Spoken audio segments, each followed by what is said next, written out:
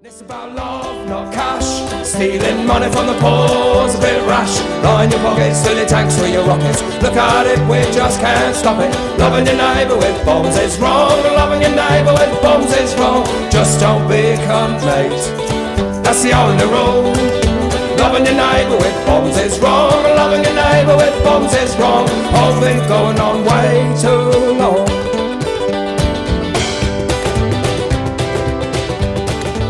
Welcome to another podcast. I'm here with Peter Sjöstedt-H. And Yes, correct. Yeah, got it right again, I think. Good. Peter, perfect. thanks a lot for being here. I really appreciate you taking the time today. Thank you for having me. Yeah, so if you haven't heard of Peter, he is a philosopher. That's basically the simplest way to put it, I think. And Yeah. he's talked a bit about psychedelics lately. Which has got him quite well known in the psychedelic circles. He's been recommended to me by a couple of different people, actually. Really? His work is super interesting. So I'm really happy to talk to him today. He is audio only. I am here. You might be able to see me. And yeah, I'm just really stoked for this conversation. So probably we're going to start talking about psychedelics here a little bit, and then get into some of his ideas around dissecting Nietzsche and power and morality, and talking a little bit about his book. I've got his book here called Numismatics. Very interesting book. I'll give my little, maybe I'll do a little review just off the top here, because I really like this book. You know, when I first got it, I took a look, and 130 pages. I thought, okay, should be a pretty quick read. Not too bad. And then as I got going, I found basically every 10 pages or so, I had to just put it down and like pace around the room and just think about it for a little while, because So it really nice. it's a pretty dense book. Partly is because there's a lot of part of it was that there was a lot of terms I didn't understand or didn't know off the top of my head, so I had to look some stuff up. But by using a lot of these terms, you really are able to condense the writing and make it very to the point, and like I wouldn't say it's easy to understand, but it does it just condenses things. And you brought a lot of ideas up that it really piqued my interest and made me think about things a lot. So I really enjoyed the book. No, I'm glad to hear it. Thanks. Yeah. I mean, if you don't use those terms, the book would be twice as thick. Exactly. And that's exactly why philosophers, any academic really uses big words, because it just sort of, you save one sentence in terms of space. Yeah, and part of learning any discipline, really, any academic discipline, is you got to learn all these terms. It's just part of anything. I took sociology, anthropology, all that stuff. There's just, because you can then talk to other people in the discipline quicker, because you just get all those things out there. Precisely. And I mean, the most abstract of all disciplines is mathematics, of course, where sentences are put into, a single symbol. That's what it ultimately leads to, yeah. And maybe actually a good place, I was going to start with psychedelics, but maybe right before that, we could get in, I'll ask you to explain it, because I'm sure you're going to do a much better job than I would. Explain the difference between phenomena and noumena. Okay. So you ask that, I suppose, because my book is called Numismatics, and that's a combination then of noumena and psychonaut. I'll come to psychonaut later, though. But what's the difference between noumena and phenomena? Well, this is a distinction coined by the philosopher Immanuel Kant, who lived he died in 1824, I believe. And Kant divides reality into two realms, as it were. The phenomenal realm, phenomena, is the realm that we perceive around us, so the world of colors, of space and time and causality, and so on. The everyday world. The phenomenal world, which science explores and investigates. However, Kant writes that that world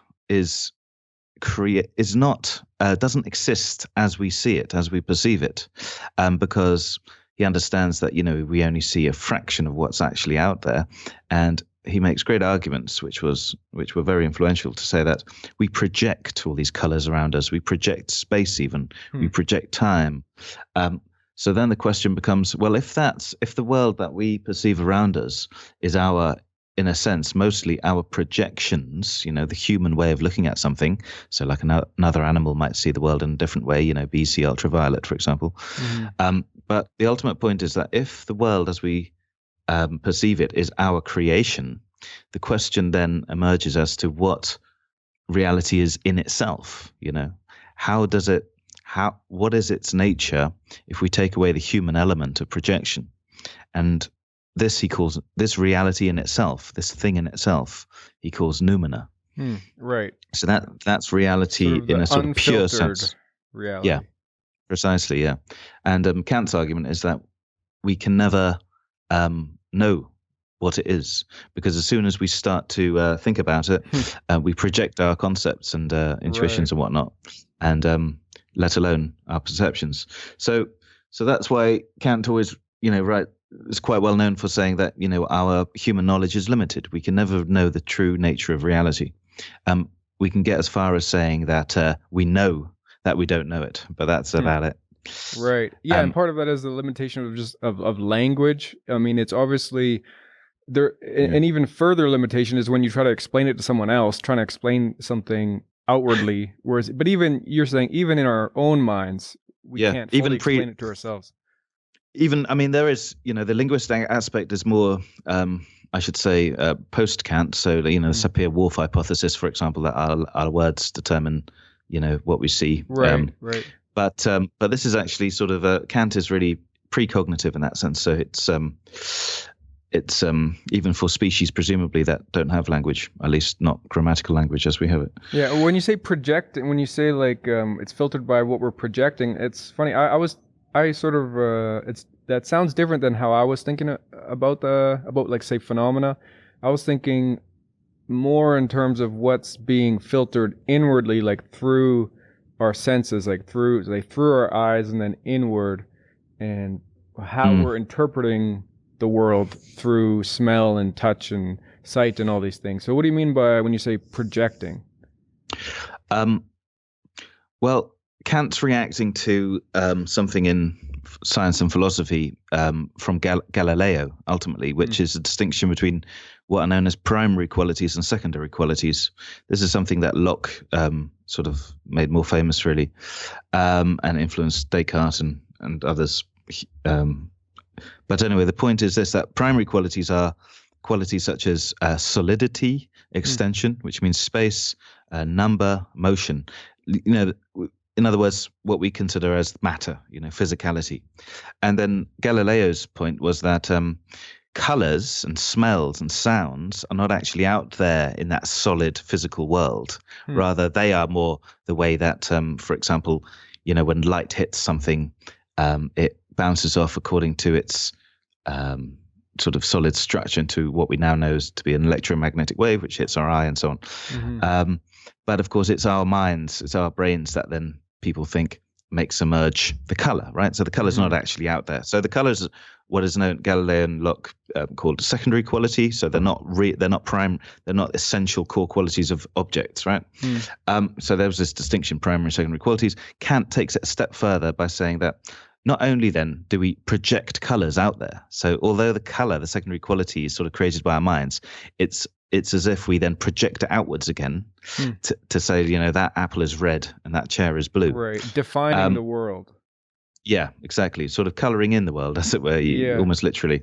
Kant takes it a step further and says, well, not only should we think that we project colors and sounds and smells and tastes and whatnot, but we should also take that principle to the furthest extent and also realize that we should also project space and time and causation, right? Yeah, that's so something that means you talk about in the book that I found really interesting, especially the stuff about time and how, I was thinking we'd get into something else first, but we could jump right into this, is just that when you, I think in the book you made the comparison with a fly, I think it was, and that struck me as very interesting, is likely the perception of time from a fly's perspective is going to be a lot different than our own, but we sort of take our perception of time for granted as if it's just how it is, that it's unchanging.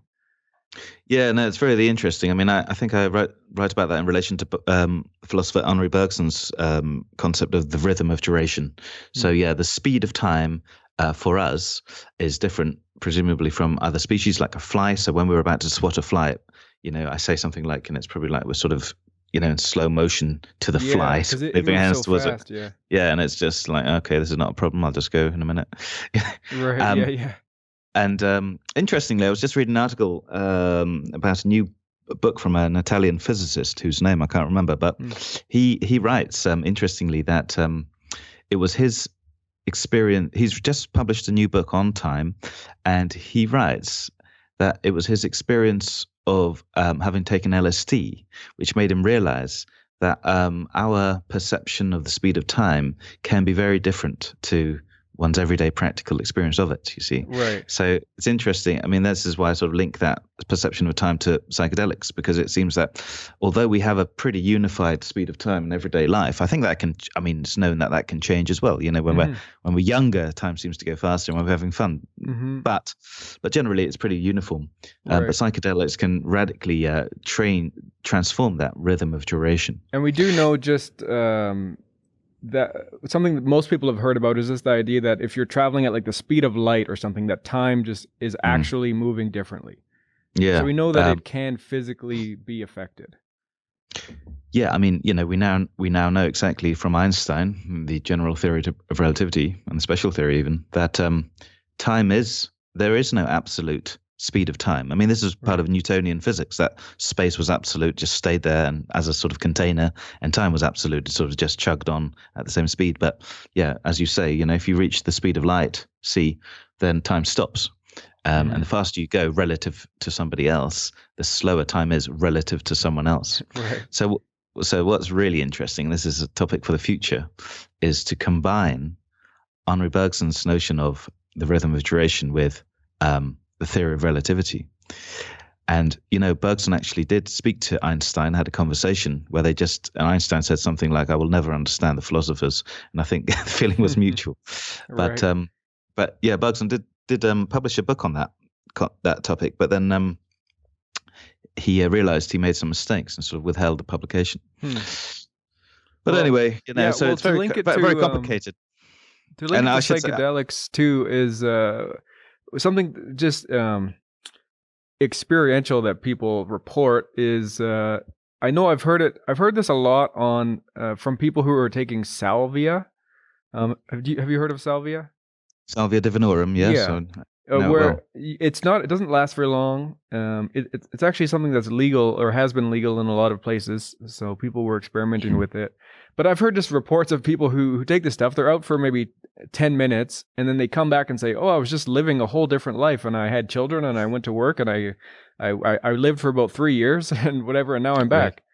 Really, I've taken it, but I've never had that. I had something very, totally bizarre. Really. Yeah, I didn't have anything like that either. I've just heard a few reports. I've heard of that as well. Yeah, and not only salvia, I've heard it on other compounds as well. Yeah. It's an interesting one. Whitehead, the philosopher Whitehead, actually has got this great essay where he writes about dream time, which is again another project I want to write about in the future. But the time one has in dreams is somehow in its own realm compared to that. Yeah, it's true. And then Whitehead makes some tentative links to relativity as well with regard to that. Well, that's something experience. That's also dream space as well. I've experienced that. That's like something. It's often the case where I fall asleep. It's usually if I fall asleep for just a very short time. I fall asleep for maybe 5 minutes or less, even if I have like a quick little nap, and I have a whole dream where a whole series of events happen and all this stuff goes down. It's like that movie did a great job with it. With Leonardo DiCaprio. What was that movie? Inception, I think it was called. Oh yeah, that's right. Where they broke down the levels of the dream, and it was always like it lasted way longer the deeper you went. Yeah, that film reminded me of an earlier film called Existence by David Cronenberg. I think it was Cronenberg, yeah, which is the same thing, dreams within dreams within dreams. Well, it was actually sort of computer games in Existence, but more or less the same principle. Yeah. Yeah, no, it's all fascinating, and I think people don't really understand. I've never read a good paper about dreams, never. I just James Hillman probably comes the closest, but people just don't understand what's going on there. No, and it really goes hand in hand with the psychedelic stuff. Talking about dreams, it really, I think, probably if we keep pursuing researching these things, I'm sure we'll find some more links between the dream state and the psychedelic state. They seem like they are linked in some way. I mean, it's interesting. It's interesting, but there are sort of differences as well phenomenologically. So, for example, I always make a distinction between the general. I mean, there's a wide variety of dreams, of course, and nightmares, but generally speaking, dreams are narrative. You're walking along a street, right? You turn left and right. True. Whereas a lot of psychedelic experiences are not narrative. You don't even think about yourself in many cases, and I think, therefore, that psychedelics are more akin to hypnagogic hallucinations, if you know what that is. So what's hypnagogic? On the cusp of sleep. I think about 50% of people have these. I certainly have them. On the cusp of sleep, close your eyes. You're not quite asleep. You're not quite awake. Yeah. But you suddenly see all these fantastic images, and sometimes, more vividly than other times. But those images, to me, feel like, are much more akin to the psychedelic experience. Like, something like a very low dose of whatever it may be, psilocybin or whatever, but that's very similar. Yeah, I used to do that to myself on purpose when I was younger. I would I would set my alarm for basically put it on snooze for 10 minutes, and I would just constantly wake myself up and then fall back asleep when I was very tired to sort of stay in that sort of state, that half asleep sort of state. Interesting. I had it more when I was younger, but I still have them now and again. But something I do try, I have tried a few times, lucid dreaming, when you become conscious that you're in a dream. Yeah, right. And I've only had that once, and that was very dull. But I just very dull. Realized, I was just looking at a building in front of me in a town, a granite you knew building. You were dreaming. Yeah, and I suddenly realized, I'm in a dream looking at this, and it was sort of dark but raining, and I looked up, and there was fly or anything. No, foolishly, I don't know why. So I sort of well, I think there's two stages of lucid dreams, aren't there? There's one where you're sort of conscious, but you're sort of still passive. Mm-hmm. And there's the next level up is where you become active and you can sort of decide to do whatever you will. Yeah. But no, I just saw a strange number on this granite building, like E102E, something like that. And when I woke up, I Googled that immediately. But there was nothing at all. So that's funny. Well, to go right into the psychedelic stuff, especially what you're talking about in the book with psychedelics, you specifically you mentioned at some point that what the psychedelics seem to be doing, and there's research now showing this, is actually limiting something in the brain. I forgot the name of it, but you're sort of go ahead. You're talking about the reducing valve theory that Huxley stipulates about. Yeah, and then there's like a name of that part of the brain that basically is sort of like running the show. It's just like limiting what your consciousness is experiencing, and what's happening with the psychedelics is that it's actually just opening it up. And people think about psychedelics often as like you're ingesting something, you're adding something. But what seems to be happening is you are adding something, but what that's doing is just opening things up that are already there, and that now things are all communicating that weren't normally communicating, or were just sort of suppressed and sort of subconscious before. Yeah, I mean, I'm hesitant to talk about any latest brain studies because they're in their infancy. Sure. They're developing all the time. However, it was quite interesting to note a few years ago that from Imperial College, they noted that on I think it was psilocybin, with an increase in consciousness, in other words, with extreme imagery and whatnot, there was a decrease in brain activity, which is the opposite of what David Nutt and others, expected to be the case. Right. Yeah. And I remember his sponsor saying that this is actually what would have been expected by. She talks about Huxley's theory, but of course Huxley takes it from Bergson in The Doors of Perception. So that was quite interesting. But I don't want to. I think. I'll be quiet on it because next study might prove something else. Yeah, and I'm not entirely sure that I fully accept Bergson's view of the mind anyway. But it's certainly interesting. It's interesting. I mean, it's partly an empirical matter now. We'll see where the science leads us there. Yeah, and I haven't, I talk a lot about the psychedelics, working with them for lots of different reasons and things, but I'm not someone I'm not super into the whole science behind it. I'm not like obsessed with knowing about how it affects serotonin levels and how the brain scans have been showing different things. That to me is not as interesting. It's not as interesting as maybe the subjective experience or. Well, yeah, I mean, this is a point that I try to emphasize quite often. Although the brain science is very, it is interesting and it's useful in terms of understanding neural correlates of consciousness. It's something Albert Hofmann even wrote about in 1979, and so on. However, like correlates, like correlation. Correlates, yeah. So the limitation there is, let's imagine that we fully understand how psychedelics act upon the brain. Different psychedelics, in different states of mind or whatever. How is that a full explanation of the psychedelic experience? No, it's not. Even with a completed science there, right, we're still limited. We still don't know why parts of the brain correlate to consciousness. Just unknown. It's known as the hard problem of consciousness. There are a lot of theories as to why, but the truth is, if you look, now I've studied all of these theories in depth. Ultimately, it's still a mystery, because my theory is I think the reason for that is ultimately this. It's not that we don't understand mind so much, but it's rather that we don't understand matter so much.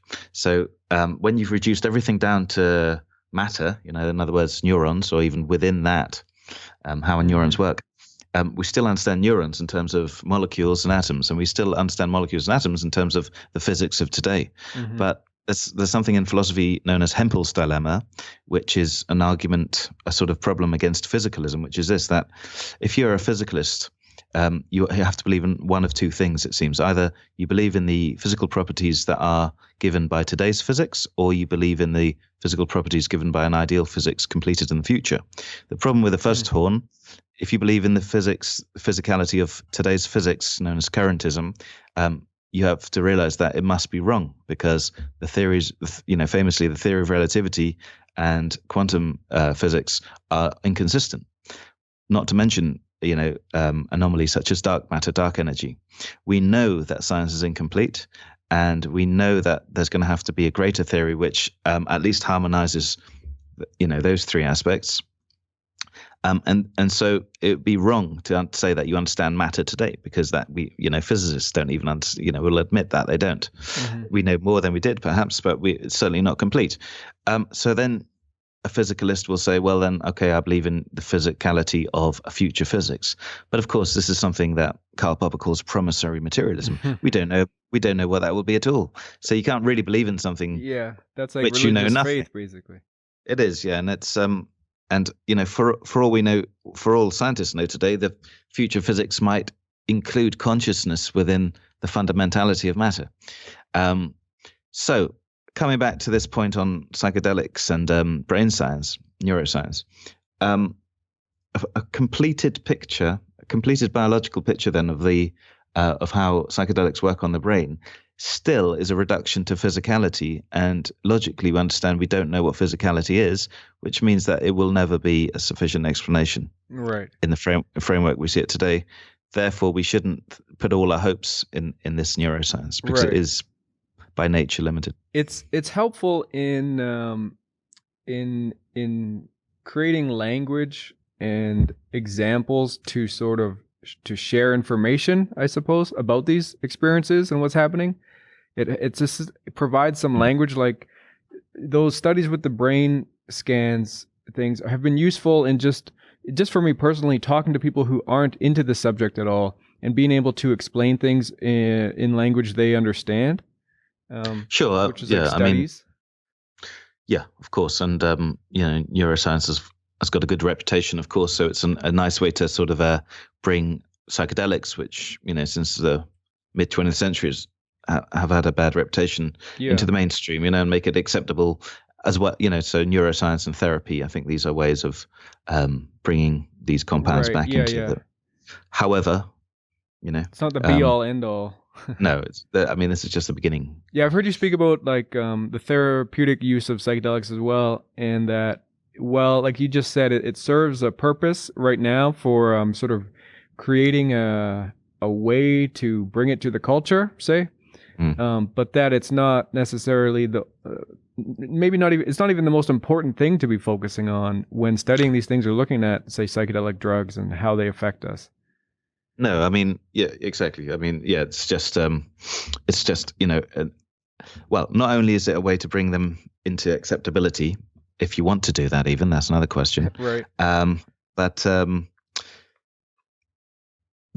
historically as well. And if you look at, for example, when Hoffman created LSD in the Sandoz laboratories, he was, what they had in mind was using it as a psychiatric tool, and so immediately, because of that linkage between the synthesizer and that particular industry, there has been this sort of emphasis on this therapeutic model. But, that's just, I mean, Albert Hoffman himself in his book, LSD, My Problem Child, which I've been reading recently again, says it's also of great use to, theologians and philosophers and artists for inspiration and whatnot. In fact, he said it was he was very surprised when LSD became, widely used in the USA, because, for example, if you look at mescaline existed before LSD, of course, the cactus, and it was used by artists and poets and whatnot, but it never really entered the mainstream. It didn't become, a sort of huge cultural phenomenon. No, not like LSD did.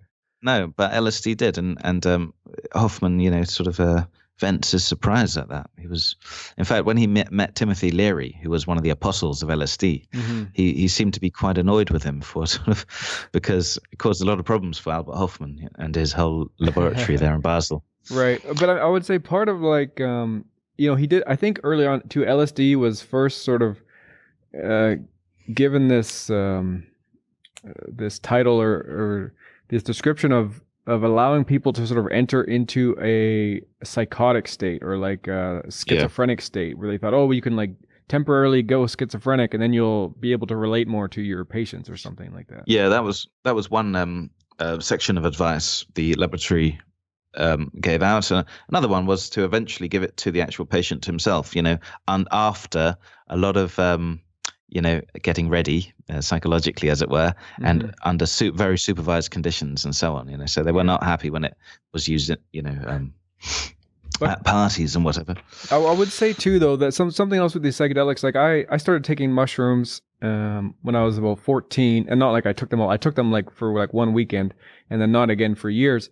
But when I started taking them again, say in my early 20s, I wasn't even taking them intentionally with this idea that I was going to work on myself or something. It was really that I was taking them for a goof with my friends. But then when I'd go off by myself, say to lie down, I would just start working on myself. Things would start coming up and it started to become clearer that these things could be used in that way. And it seemed to be something they sort of did naturally. But I think maybe the question is like, why am I experiencing this? I use the word healing. Healing is kind of a goofy word. But like some kind of maybe a self-therapy session or something like that. I go through that, but why is that happening? It might not be so simple. It might just be like and maybe to go back to like your idea of talking about phenomena and noumena and stuff, and maybe if the psychedelics are sort of opening you up to what's more real in the world, or say maybe that in itself, like the change of consciousness, the expanding awareness in general, just sort of contributes to like this secondary thing of like dealing with some past bullshit in your life or something. Like it just highlights some things that were under the surface or something. I suppose it could make one realize that one's general view of reality has been very limited. There's much more to life, and as a result you realize that past grievances, whatever, are quite petty matters, just not important on the grand scheme of things. I think, I mean, Octavio Paz writes about psychedelics as emancipating a person from the morality, the culture of his age or her age. So, Yeah. and that's, of course, that kind of morality. Nietzsche speaks about this as well. Is what bequeaths guilt or repression, suppression upon a person. So immediately, if one takes a sort of objective point of view due to psychedelics, or due to philosophy, reading Nietzsche, for example, or Paz, that certainly, I think, can help a person, at least get out of guilt, maybe understand themselves more objectively. There was a great report in Hoffman's book I was just reading about an artist who took LSD with a sort of mistress, girlfriend, and he had a horrific experience, nightmarish horror experience for 12 hours where he realized that he was just completely egotistical and selfish and didn't care about his family and his wife who he was cheating on and so on, and changed his life, for the better. And he sort of came to see that through, one experience alone. The experience itself, like I say, was hellish. Highlighting sort of the hard truth. I suppose it brought out what he subconsciously thought about himself. But in that experience, still, of course, it seems that there was a cultural element, because he was judging himself by still a kind of Western norm that you shouldn't be selfish and you should not cheat on your wife and whatnot. Sure. Which is not a universal cultural thing. Right. That's not necessarily like a higher truth in stone or whatever either. No, exactly. So I mean, in the book, you talk about that's very. I want to get into that too. Morality in general. Okay, yeah. So if you took another LSD, another dose of LSD, he might have got back together with his mistress. Who knows? I don't know, but I think at least what it did to him in this case was it revealed to him something that he thought about himself subconsciously, but was not willing consciously to accept. So it did raise him in that sense, certainly. It brought out a judge somehow. Yeah, what Freud would call the superego brought out that, but it doesn't always do that, and it has very different effects on different people. Yeah, but I think it can be in that sense therapeutic because he became happier afterwards. I think at least, But then again, the deeper question is happiness the goal anyway? Yeah. Maybe not. So it certainly has profound effects upon people, but not in the same way and for different reasons. And So one question. It's hard to generalize. One question I have is,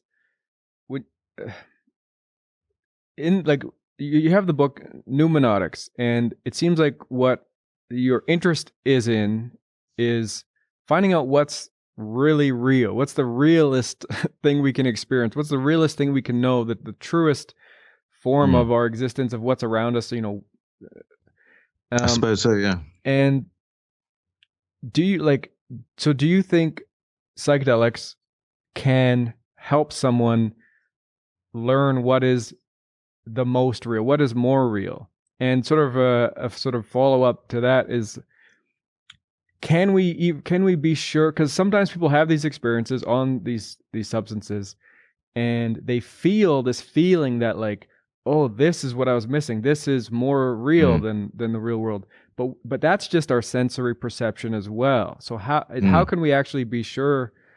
You just end up not being sure of anything, I suppose. But I mean, that's a tricky one. I would say this, that I do speculate about psychedelics being able to give one a glimpse of noumena.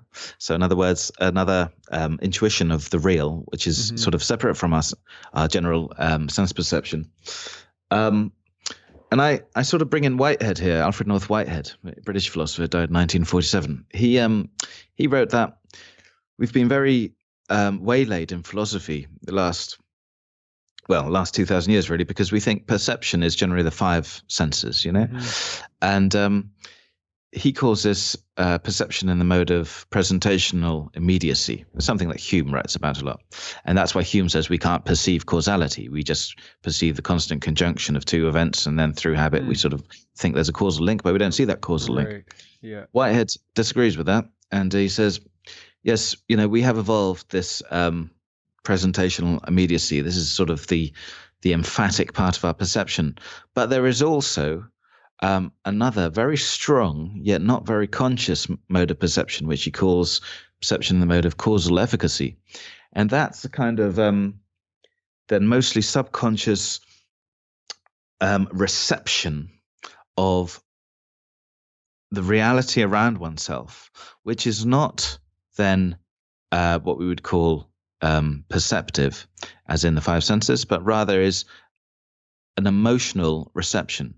What he criticizes the science of his day for not being empirical enough, right? So, in other words, it takes, it judges things according to the perception, what we can see, generally sight. But there is much more that we can perceive for Whitehead, and we even perceive emotions. So it's a strange thing to say. Normally, you sort of think that you infer emotions by someone's behavior, but for Whitehead, prehension at the fundamental level includes the prehension. The sort of prehension is a word he's created as something distinct from perception. So prehension involves feelings as well. We sort of take in then the emotions of others. It's a perception. Emotions are not something that are merely produced by us outwards. They're something that are received by us as well. But we've evolved not to really focus on that.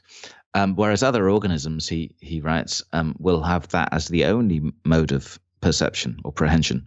So with psychedelics, it seems that, especially I notice with organic objects like plants,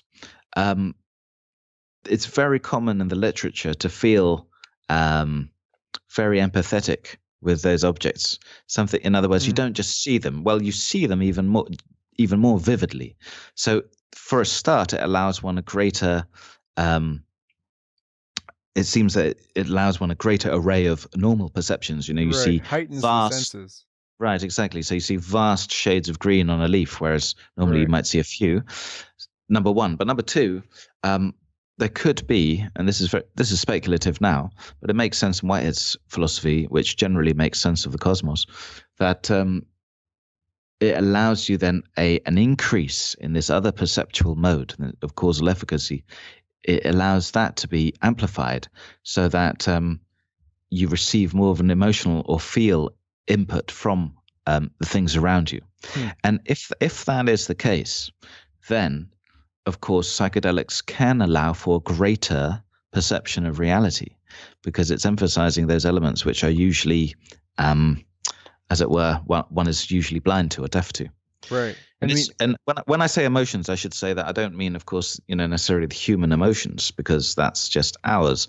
But all kinds of feelings that you probably couldn't even classify as emotions. I've certainly had it on psychedelics. I remember I've had feelings that are completely alien to me. So alien I can't even remember. I can't recall them, as it were, but I do remember at least that they were alien. Right. Yeah, I know what you mean. But of course, having said that, of course, there's no doubt that psychedelics also cause hallucinations. I don't think, sort of pink rain, landing in my garden is necessarily, real. Right. So you have to be very, very subtle in talking about this. Yeah. And this really involves a sort of new kind of phenomenology. Phenomenology means the study of one's internal states, as it were. So I think. Well, even the point that just the fact that like we do visually perceive more when you take, say, psilocybin. One of the early signs that are starting to affect you is like if you're looking at a screen, you will start to see all the pixels in the screen, and you'll see the color and more depth and things.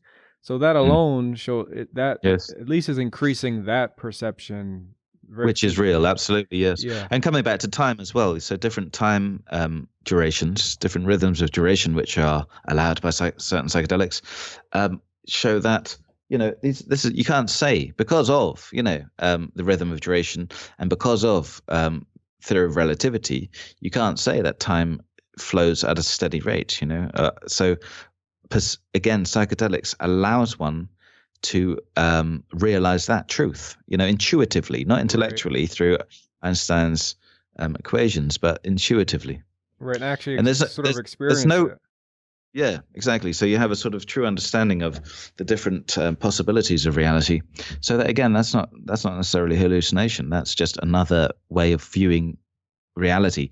Now, not to say that's the true way of perceiving it, but that's another true way of perceiving it.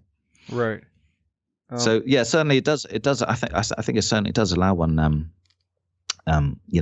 glimpses of noumena, if you want to use that word, glimpses of reality, which are usually we are not privy to. Yeah. Something actually William James wrote about, 100 years ago, with regard to nitrous oxide and ether and so on, that there are other forms of consciousness out there which surrounding us, which we're completely blind to. Yeah. And I think, and then linking it back to Kant again, I should say this, that, I think he's right that, in our phenomena, the phenomenal world is so biased. And it's something, obviously, today we would say we have evolved. We have evolved to see reality in this very specific way.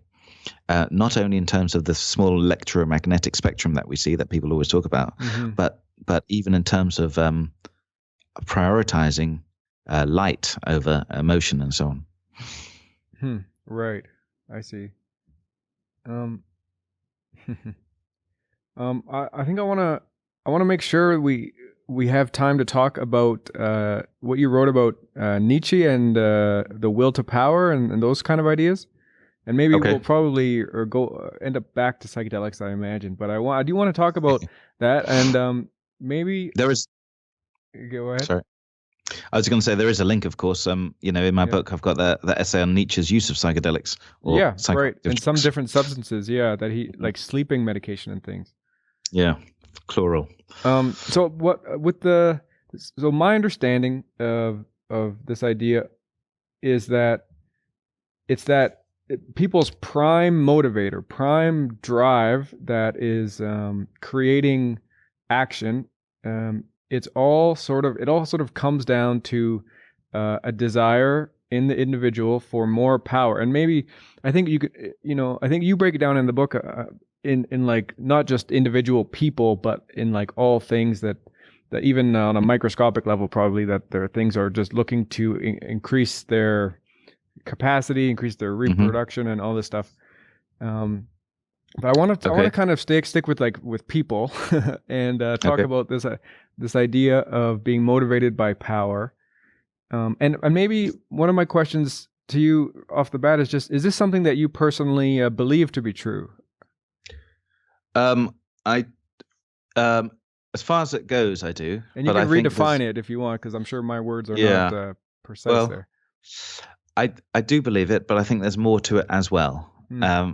So the will to power, Nietzsche, Wille zur Macht, is a central tenet of his work. You see it throughout his work, but he becomes more self-conscious of it later on in his later work. But ultimately, it's based on Schopenhauer's will to live. And Nietzsche was first of all a Schopenhauerian. Then he sort of criticized Schopenhauer, but later in life, I believe he returned to Schopenhauer. He would never admit it, but Lou Salome, his love, wrote about that in her biography of him.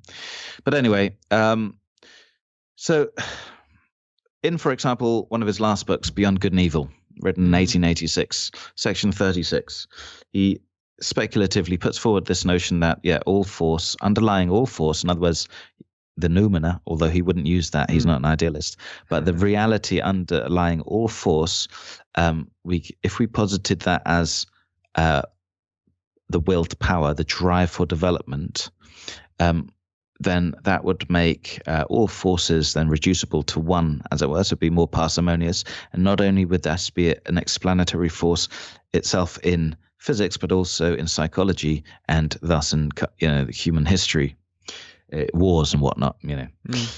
And that's also why Nietzsche says psychology should be seen as the queen of the sciences, partly for that reason, because he's sort of attempting to bridge physics and psychology through philosophy. So a lot of people think, well, this is awful, the will to power, because it's all about, egotistical individual power and the greed and so on. That's just a very, very small aspect of what he means. For the most, the will to power is subconscious, so you don't consciously think, I want power. It's not a Napoleonic complex, drive, anything like that. And that will manifest itself in ways which one is unwitting too. So if you're, for example, let's say you're part of a charity and you want to, I don't know, whatever it may be, save the world from pollution, or whatever it may be. You think you're doing that for the greater good. You believe in this particular morality. But what Nietzsche would say was that, well, really you're doing it, to first of all put yourself on a moral pedestal so you can judge others, and make others who also believe in that type of morality to look up at you and praise you and so on. And allows you to criticize people who disagree with you, like the capitalists or whatever it may be. And ultimately, he says, the morality upon which it is based, well, let's talk about instead some kind of charity for helping people, helping others, like the disabled or something. The morality upon which that is based is itself a power structure.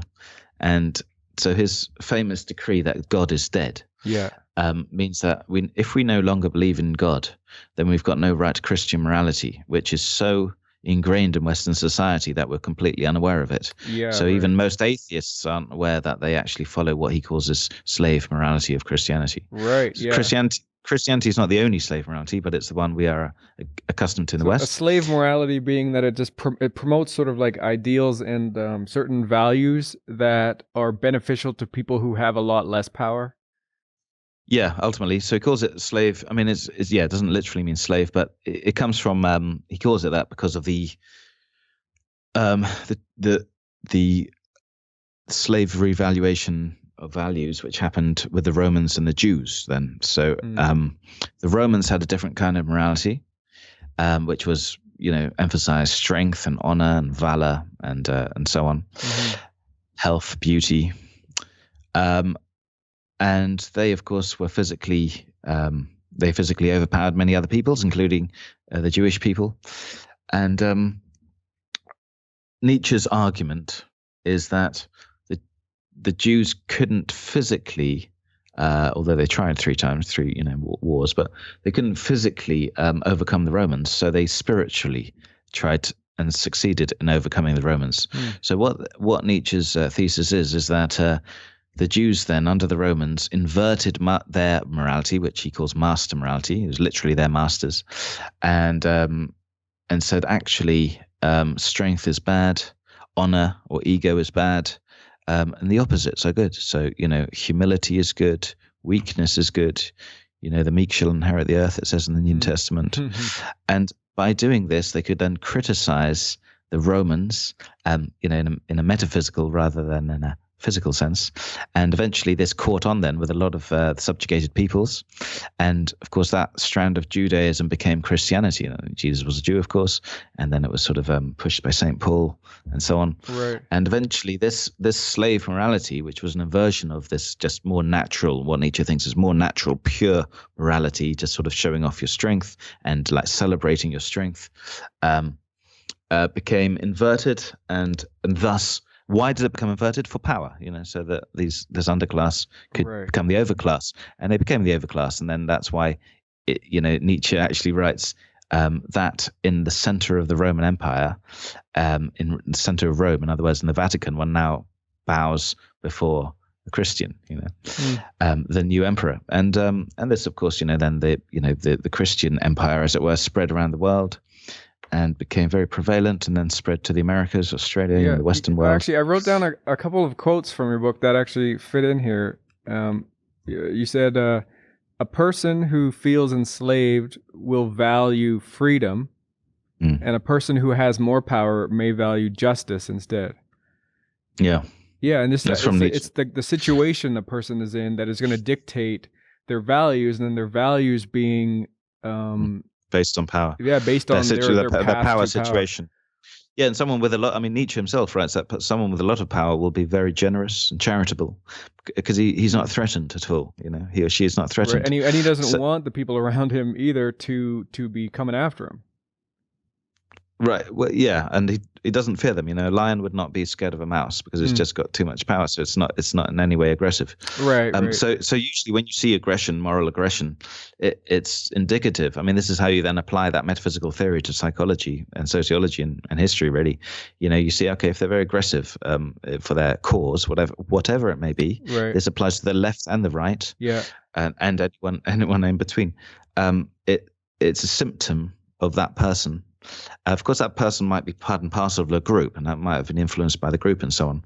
But nonetheless, you start to see these kind of cultural battles and historical battles in a kind of more what you consider to be a more objective light, and in a non-critical light. So you don't think, oh, these people are completely wrong about that or whatever. But you sort of, I mean, it's probably bad for a person's psyche, really. But you start to see cultural issues like you would see. The behavior of animals in a documentary or something like this, Right. Yeah. And that's in a way, people might say, well, that's very dangerous because you're sort of denying the humanity of humans.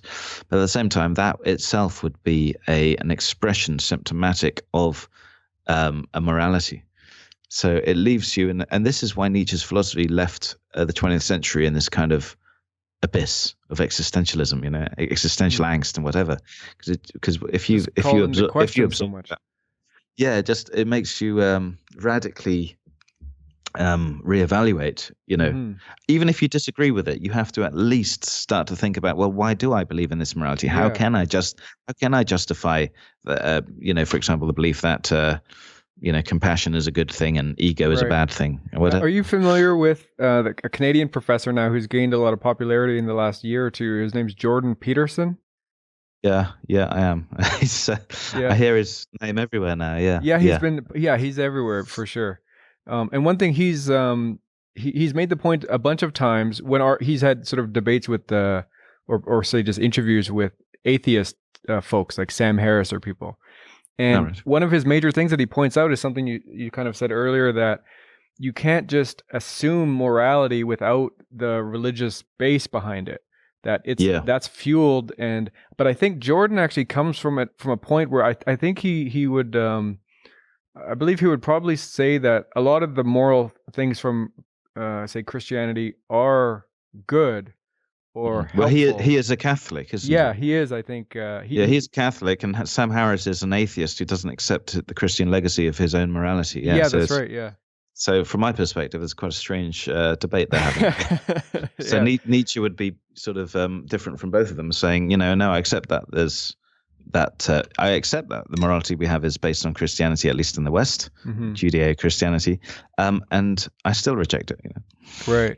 Yeah, and so that's like it definitely was when I read that in your book, just that whole subject about morality being all in question.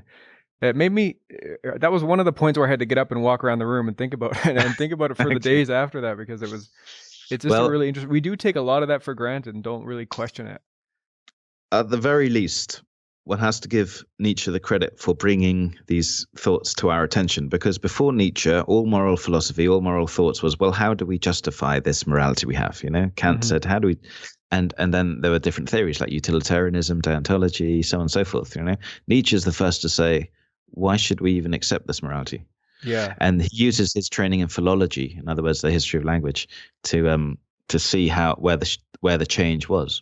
But also, of course, simply in European history. I mean, look at the Vikings. They had a very different concept of morality to us. Yeah. I mean, that's interestingly, the first country to teach Nietzsche in university was Denmark, Copenhagen. And in fact, there was a Jewish guy, George Brandes, who was the first to teach Nietzsche when Nietzsche was alive, and they corresponded in letters, and Nietzsche was overjoyed that the Copenhagen University was now teaching his work. This is in the late 80s, just before he went mad, and he even wrote, I can understand why the Danes like my work because of their history, their great sagas, and the Viking master moralities of their history. There was just a history that had different morality that wasn't too far removed, at least. Yeah, exactly, and it's retained in the sort of cultural history of Denmark. I think one of the ways that's easier to at least look at different moralities is kind of in like sexual behavior or like relationships. And Yeah. that's changed, and that in many past cultures, there's been all sorts of different setups that people had going on, whether it was like the sort of polygamy type of things, or even more just really like community based, like just I don't know how to exactly explain it. Well, there's three ways to look at this. One is Nietzsche's historical way. So we look at how morality has changed, and another way is meta-ethically. So you can look at the logic behind moral statements, and there's something called relative moral non-realism, which says that none of these moral prescriptions, like you ought not to kill, actually can be justified in any way. I mean, it's not true by definition, and it's not something you can perceive, empirically verify. And yeah, there's short-term history as well. So as you were saying, so like especially with sexuality, yeah, I mean, I think I mentioned in my book homosexuality and homophobia. So then, until the 1960s in Britain, homosexuality was illegal. Today, homophobia is more or less illegal in terms of its expression. Right. Yeah. So a complete version of morality in the space of half a century. Right. So and that's just in one country. When you compare today's morals to other countries like Saudi Arabia or China or whatever, we see quite large distinctions. Yeah, and huge then differences. So when you look at the differences in space and time, in other words, location and history, then it sort of, at the very least, makes one then ask oneself, but I believe that my particular morality in this particular day, in this particular culture is correct. It makes one question that. But so maybe like, say from, I really like Jordan Peterson and a lot of what he says, and I feel like there might be a morality that's innate somehow, and that how to test it is sort of just on yourself, and now of course if you're being your own judge is influenced by the culture and everything as well. But it actually is, if I think about it, it's quite hard to test, because if you're testing your own choices in a culture that has a certain set of moral standards, then acting a certain way does grant you rewards, it might not necessarily mean that it is a greater truth either. No, I mean, I think ultimately you have to get into the sort of meta-ethics here then, and you think, well,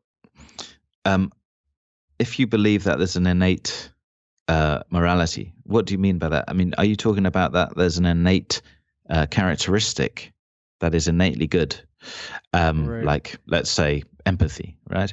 Or are you saying that there's an innate characteristic that makes you makes you happy, and then the question becomes, why is happiness a good? Your happiness might be someone else's misery, and so on and so forth. Like, I mean, Nietzsche. Maybe the question to ask is there such a thing as like living a good life, or like? I don't think there's an objective answer to that. No. Like, I think there's such a thing as leading a happy life. Which is probably involves, for most people, not all people, for most people involves, I don't know, having stable income, having nice holidays, nice friends, family, standard life. Yeah. But for others, that would be horrific. For a lot of artists and intellectuals, that would just be a hassle. Yeah. And they'd rather, I mean, it's quite common to hear from intellectuals that they don't care about happiness. They care about creating their work. They've got their strongest desire is to get their work out there. Right. And I guess they don't care about holidays. Into that category, I suppose, because I was gonna just comment, like, it's more like, can you live a life that you can be proud of? Like, happiness definitely for me is for sure a secondary type of goal in my life. Not that I don't want to be happy, but just that there are bigger driving factors for sure, and part of it is like getting the work out there. Well, what you're really talking about here is something called virtue ethics. Are there certain virtues that lead to what the Greeks, Aristotle especially, called flourishing? And he says there are 12 great 12 main virtues, I believe, and there's a golden mean. So there's sort of confidence in the middle, and one is being too shy, and one is being arrogant. So you have to sort of develop these golden means. But one of the greatest virtue for Aristotle was pride. And that was then in Christianity considered a great sin, one of the 7 deadly sins. And if you look at Aristotle's in the I think it's in the Nicomachean Ethics, if you look at his description of pride, the golden mean, you think, God, that for today's standards, that seems incredibly arrogant, you know. Right. And so even when you talk about these virtues, you know, one could be proud of one's life or have a flourishing life, one still then has to put that into cultural perspective. Yeah, it's all in context. There's a great book called After Virtue, by a famous author whose name I forgot. I'll get it in a moment. But there's 2 chapters, Aristotle and Nietzsche, Aristotle versus Nietzsche, and the author, God, who is it again? He's constantly juxtaposing the two, and in the end he thinks Aristotle, you know, in other words, we should aim for the flourishing of certain virtues, as opposed to questioning the very fact that there can be an ideal virtue. Right. And I think ultimately, with regard to you know, Jordan Peterson, I know is involved with a lot of social justice wars and whatever going on at the moment. Yeah. Which will pass soon, I think, in 10 years. But the question I will put to anyone there, whether it be on the left or right, is this: you know, you believe that what you're doing is leading to the progress of culture, the progress. If you use the word progress, you imply then the progress to an ideal. Right. An ideal state where people behave to each other in a particular way, and to animals and to the environment, whatever. But the question then, you know, the sort of cold philosophical question becomes, well, how can you prove in any way that that ideal to which you are progressing is the right ideal? I mean, this is essentially Platonism, you know, the ideal, the form of the good, that exists beyond space and time, beyond culture, you know, regardless of relativity, an ideal good. And right. When you ask, I mean, that's essentially what they mean when they're criticizing people, when they're going on marches and whatever. And then, you know, so the philosophical question becomes, well, you know, prove that ideal to me, or at least give me reasons for believing it. Okay, so I have one thing to add there, unless you want to say something else. Nope. So I thought about, in relation to the idea, back to like the idea of power and power driving things, and maybe Nietzsche maybe his perspective, you could say, was like that the only ultimate value or something was gaining power or something. I don't know if that would be true, but I thought about this a lot, and you comparing this idea of like that egotistical individual drive to power, and I broke down, you know, why I do certain things, why I've chosen to do things. And say part of what I'm trying to do is to help my community. By I think changing the drug laws will end up helping my community in general, the people around me, be in a better place. And then I can see, like, how is that selfish for me, or how is that a drive to power? And it's like, I think you can see an individual's power is very much based on his community and the people around him. So if we can elevate everyone's power, say, and to go in even further, if we were all one collective, if the entire world worked like an ant colony and all worked together, we would gain so much power. Really, everyone would. And so, yeah, go ahead if you want. Okay, all right, I'll comment on that. So, I mean, subjectively, I'm with you, but I'd say this, that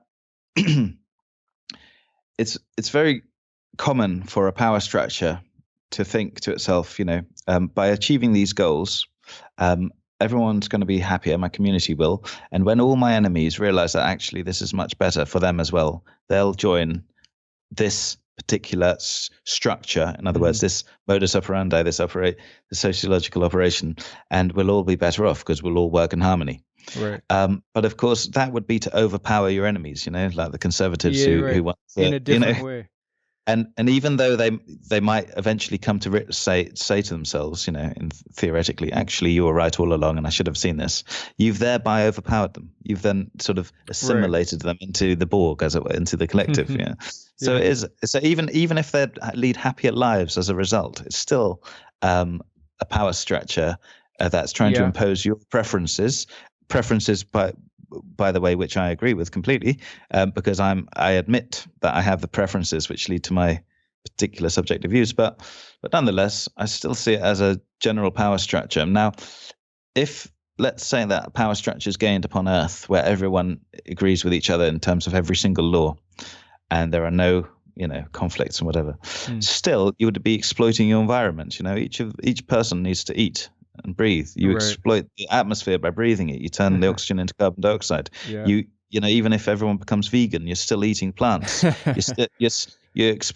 I believe that plants have a certain basic element of sentience. There's no way of overcome. I mean, Nietzsche in Beyond Good and Evil, again, he says life is, this is again another harsh thing about Nietzsche, life itself is exploitation. You can't avoid it. Simply breathing and eating is exploitation of the environment. And so even were this ideal community created, it's still exploiting what it is not. Let's say it doesn't necessarily have to be like an ideal community that doesn't do any harm, say, or even that there wouldn't be conflicts or arguments about the laws and things like that. But if say there's a vision that if we were to change certain things and do things a little differently, everyone like let's just say if there was a way to fast track the human race to explore space and to colonize other planets, to use the resources on asteroids and things around us, that would be like a very physical example of attaining more power as a collective. And if there was a way to get to that point quicker.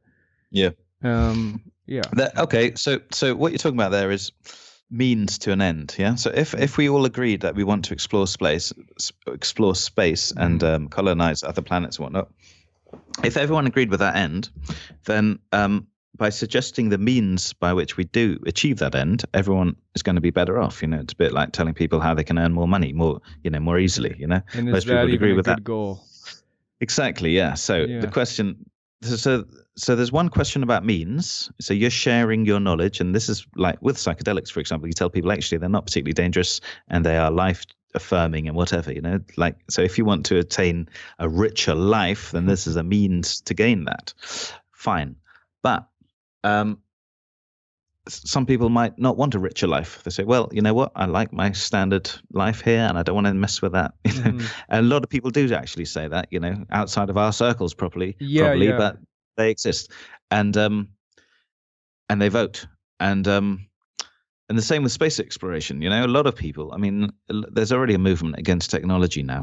And, a lot of people will be against space exploration. They call it colonization, of course, space colonization. They say, well, that's just part of the colonial enterprise, isn't it? So the question always is the ends, how do you justify the ends? The means are very useful once we've established the ends. But in moral questions, there's always the question of like, well, why is this the right thing to want? Why is this the right end, the telos, as it were? And then this gets into metaphysics, and you can be a Platonist and you say, actually, there does exist an absolute form of the good, an absolute end for us. You can bite the bullet, as it were, and admit that. But if you do that, you're suddenly, if you want people to accept it, you have to get into some very, very deep metaphysics, which most philosophers don't accept, and certainly most scientists won't accept. It's funny, just to go get into these deeper conversations and to talk to someone who's actually well versed in all the philosophies and things. Like for me, like I get to a point where it's like the question basically is like, should I just sit here and do nothing at all? Or should I just go fucking conquer everything that I want and go complete ego and like go the other direction? Because it's well, I must qualify that because Nietzsche often says one of the best things a person can do is to serve others. Right? It's not that he's not promoting everyone become an egotist. In fact, he's actually quite generally against that. He thinks that would be horrific for people, as interference in other people, and also. He talks about power structures not only as that of an individual, but that as a community, as that as a group. And also even in your own organism, your human person, there's a community of wills within it. In other words, the different motives that you just, for example, express. Should I just go all out ego, or should I, go all out altruist, whatever it may be? These are differing aspects, differing wills within yourself that sometimes fight. And Nietzsche says the art of life is to get a dominating will, which sort of can harmonize all the other wills within it. And when you don't have that, you become kind of you lose your ambition, and you become sort of you become like an existential nihilist, and you think life is pointless. It's partly what Schopenhauer did. He said, Schopenhauer was also a nihilist in this sense, kind of. I mean, he did believe compassion was a good thing, but nihilism being that just you sort of believe life has no inherent meaning at all. Yeah, sort of. But I mean, there's lots of definitions of nihilism actually, which is why I've called my chapter neo-nihilism, to be more specific. But generally, that there's no absolute good and no absolute bad, so anything goes in a way. So that can lead to horrible pessimism and angst and whatever. At the same time, and this is how Nietzsche differs from Schopenhauer as well, it can be extremely positive and emancipating. So it sort of frees you up from the chains of the culture in which you happen to be born. That judgment, you don't judge yourself and you don't judge others as well. It makes you more open-minded, and it makes you able to pursue your ambitions without unnecessary fetters. So it can be good and bad. And I mean, for example, I don't believe in objective morals, following Nietzsche and others, but that doesn't make me in any way depressed or sad or whatever. I see it completely positively. Completely positively, because why should you need a book of rules to be happy? Right. But so one of the things, and this is actually something that Jordan Peterson, I've heard him say this a few times, when sort of asked these very, very deep questions of this nature, is like he sort of poses it like if someone has a theory that they don't actually live by, do they, like, is that an actual, can that theory even be correct then? Like, if it's impossible to live by, because it's not, it's impossible to live without any moral judgment, say. Like, we're just, it seems like inevitably we make judgment calls all the time, and we're going to judge things as either helpful for me or bad for me or whatever it is. And that we just innately live that way. Like you have children, I believe, and I'm sure you're teaching them certain things. Right? Yeah, I'm teaching them good English etiquette and so on. Yeah, absolutely. But ultimately though, I'll teach them as well that this is just the culture in which you're brought up. So you should adapt to your environment. Yeah. That's a smart thing to do. Right. And you should be nice to other people and so on, not just because it helps yourself, but because probably makes them happier as well. But nonetheless, ultimately, this is just our species' way of doing things in this particular time and place. And if I was bringing my children up in, let's say, Denmark in the year 800 AD, I would bring them up in a different way to adapt to that environment. Right. I see.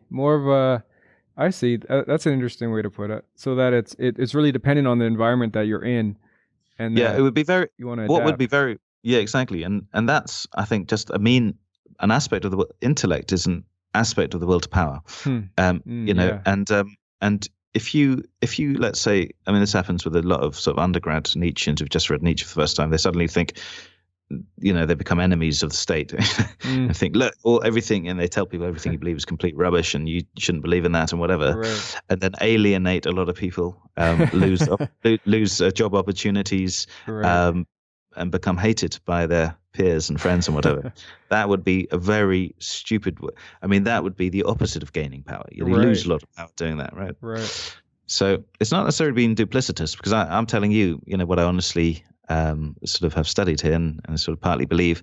So it's not lying. It's just having a broader historical, metaphysical picture of the world in which you live, or at least, that's the way I see it. Another question I want to pose to you, sort of in relation to truth, like we were sort of speaking about before, and its relationship to power. This is something I've talked to people about before. I actually ended up having this conversation with someone who believed in that we don't have free will, that no one has free will. But we don't have to get into that exactly. But I've thought this because I've been someone who's basically pursuing truth. You could say I'm sort of a truth seeker, and one of my, I think, something that I kind of believe in is that if someone is to find something true and really discover something that is true in a, say, mnemonic, what's it called? Pneumatics. Numinal way, yeah. Then that would in turn give them a level of power or something that you should have some kind of proof that is true. Like as an example, if you discover how a board game works innately at its core, you will then be able to win that board game more, sort of thing. Do you think that's true? That's yeah. Generally, yeah. I mean, Francis Bacon famously said, "Knowledge is power," and I think that's generally the case. Nietzsche says the will to truth is a aspect of the will to power.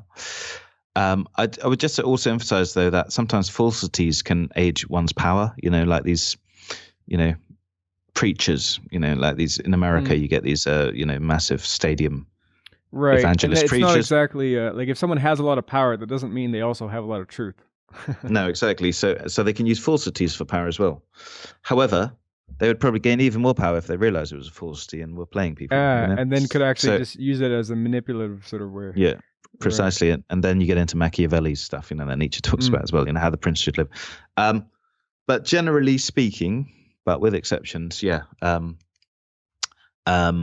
knowledge does certainly aid power, I think, and that's why we've evolved intellect, in order to gain.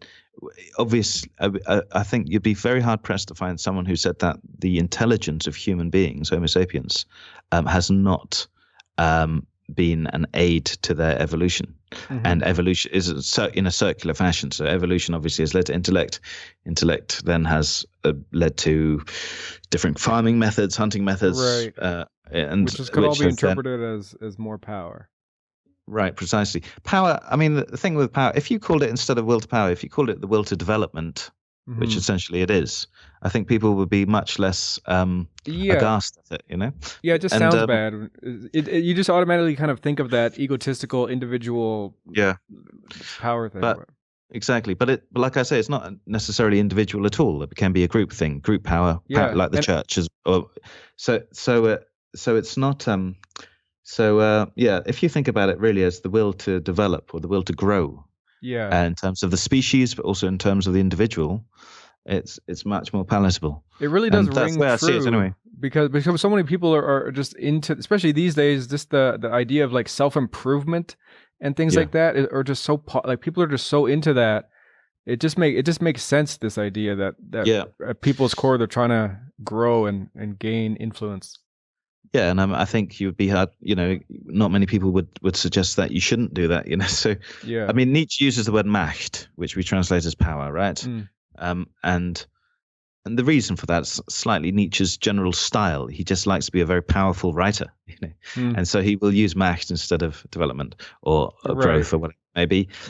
But when you actually then look at what he means by that, you realize, well, essentially it is development, but not necessarily intellectual development. That's a later stage of it. Greed as well is an aspect of power, but it's only one small aspect of it. It's all symptomatic of the underlying will. But with regard to you just mentioned free will there, and we were talking about intellect and how that aids our power as a species. I mean, Nietzsche didn't believe in free will. Right. I think I remember reading that. Maybe in your book you might have said that. Yeah. But and Schopenhauer, he takes it from Schopenhauer, really didn't believe in it. And Schopenhauer's got one of the greatest books against free will written still today, Essay on the Freedom of the Will, it's called. But anyway, there's a difference between free will and mental causation. And so free will is generally, people have different definitions, but generally it's that consciousness starts an action. Whereas mental causation is much broader than that. So, if your subconscious, for example, affects your behavior, then that is one aspect of mental causation, which is not then conscious, it's subconscious, right? Right. And I do believe in mental causation. And I would say that Nietzsche would as well, though he never used the term and never spoke about it in such an explicit fashion. But if you don't believe in mental causation, then you can't say that even the intellect has any effect upon your person and upon the evolution of the species, which is Karl Popper says such a view would be anti-evolutionary, obviously. So therefore, you have to accept, if you're an evolutionist, you have to accept the power of the mind. And if you do that, then you realize that we cannot fully explain evolution in terms of physicalism, because physicalism has no mental force at all. It's only got the four fundamental interactions, four forces of nature, and concepts like matter, energy, space-time, whatever, but nothing for mentality. So therefore, we understand that our picture of evolution in its current form is insufficient, it's unsatisfactory. So there's still a lot more work to be done on these questions about power, evolution, history, morality. It's all interrelated ultimately. Yeah, it does end up being all related. But let me just check my notes and make sure if there's anything else I really wanted to get into before we sort of wrap it up. Yeah. Or if there's anything that you want to talk about before we go. I'm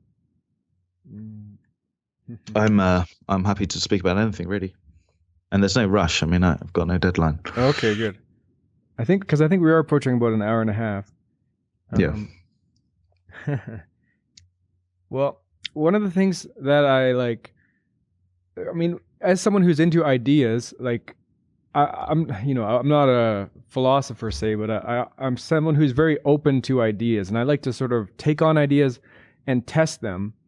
I just wonder, as someone who has studied so many of these great thinkers with all these ideas, are there certain things that you really do believe in, say, firmly, or are you sort of more you try on ideas for a little while and test them out a little bit and sort of just Yeah, I mean, I think I do test ideas. Like in my book, there's a Bergsonian interpretation of psychedelic experience, and there's a Whiteheadian interpretation of it, which is to say that I don't necessarily adopt this point of view, but this is what their philosophy would imply with regard to that. So I am a tester in that way, yeah.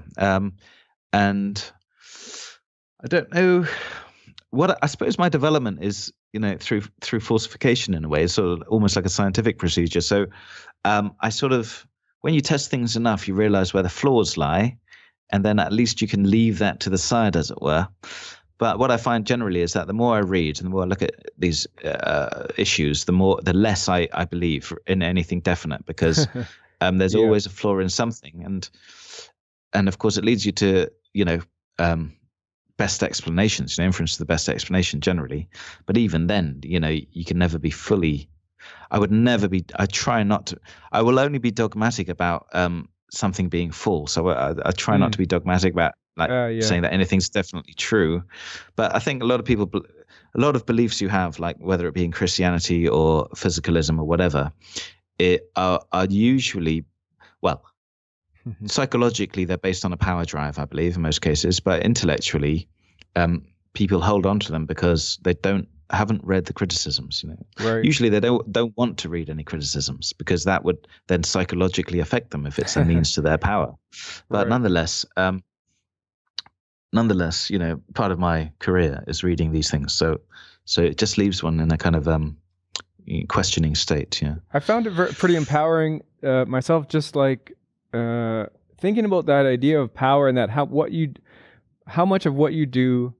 Even like, I was thinking about even in social situations, and how even in a small social group, there's like a power dynamic going on. There's politics going on. There's like, absolutely. If you can be entertaining to the group, you can lead a group of people by being a funny person or something like that, or you can have influence over those around you if they like being around you, and how some people are so being socially awkward.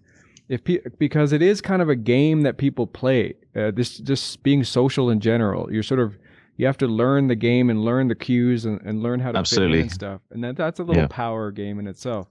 Absolutely. And on a political scale, that's again Machiavelli's The Prince, how to be a leader in a group, it happens to be a country, but it's ultimately the same principles, And these are things you can learn as well, People who are naturally very bad at it are usually autistic people, Right. Especially Asperger's, they can't intuitively work out how one should behave, and they don't naturally do it either. I think the best thing really is not to think about it and just and just do it naturally. Of course, one can learn these skills, and then it becomes a habit, and then one enjoys oneself better in social situations. Yeah. But certainly an art form, certainly an art form, And certainly an art form of power as well. Yeah. I mean, interesting as well, group dynamics. I mean, when I teach, you notice every single class is slightly different because of the power dynamics. So in one class, people will know each other. For example, the students will know each other, and they'll have sort of established hierarchies in a way. It sounds like a pack of wolves, but it is analogous to a pack of wolves. And another one, perhaps there's some sort of contested power, so they're quiet, in the class and so on. And you notice it a lot.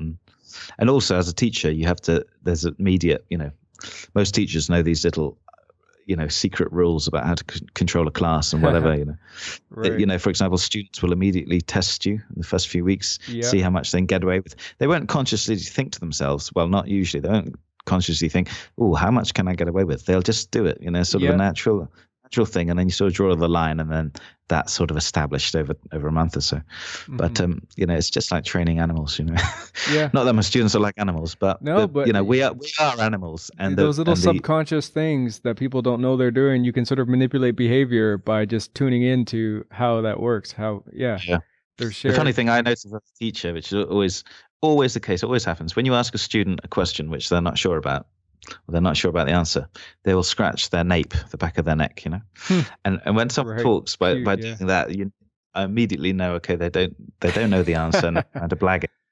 Just That's little things like that. And all these little techniques, like when you're speaking to a crowd, stare at people's eyes, particular eyes for like 3 seconds in a class, then move on to the next person. Right. Make sure you're moving the whole class and things like that. There's lots of techniques.